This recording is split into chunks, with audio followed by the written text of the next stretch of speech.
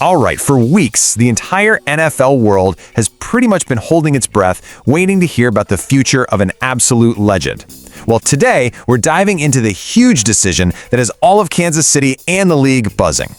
So all that talk, all the speculation, the constant, what's he gonna do? Yeah, that's all over. The verdict is officially in.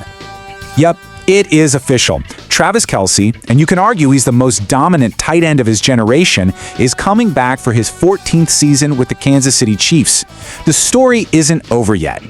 And look, the timing on this, it's absolutely crucial. Kelce let the team know right before the madness of free agency kicks off. That gives the front office total clarity.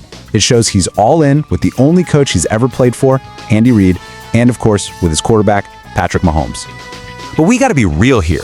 This was not a slam dunk decision. Not at all. To really get why this announcement is such a big deal, we need to look back at the last few weeks of, well, a whole lot of uncertainty.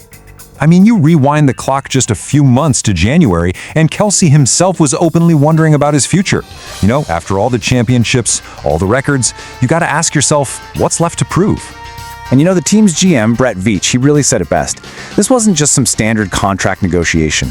We're talking about an icon who has a huge life off the field. It was a personal choice, and you have to respect that the Chiefs' leadership just gave him the space to make it. So this timeline, man, it really lays out what a pressure cooker the last few months have been. It all started with Kelce's own doubts back in January. Then you had the front office playing it cool at the combine, and it all led up to this big decision right on the doorstep of free agency. Okay, so what does his return actually mean for what happens on the field? Well, it's pretty simple. Even at 36, what Travis Kelce is doing out there is it's staggering.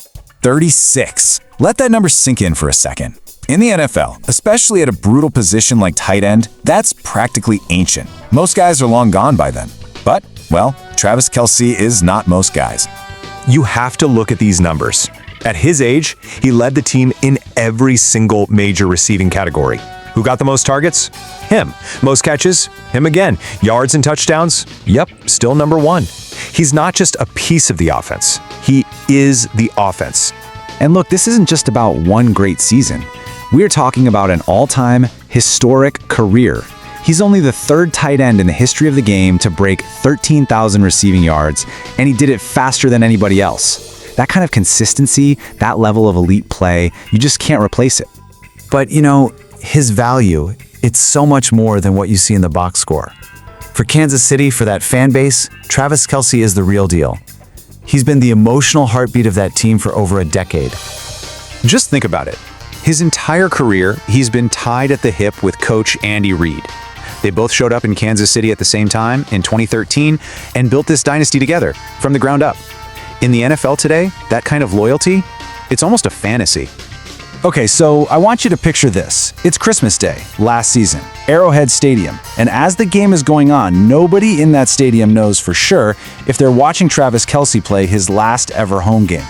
The air was just thick with emotion. And then, in the final minutes, the whole stadium just erupts. Tens of thousands of fans just chanting his name. It wasn't about one play. It was about everything he means to that city. It was just a moment of pure, raw gratitude. A massive thank you. All right, so all that talk of goodbyes, that's on hold for now. And that completely changes the story.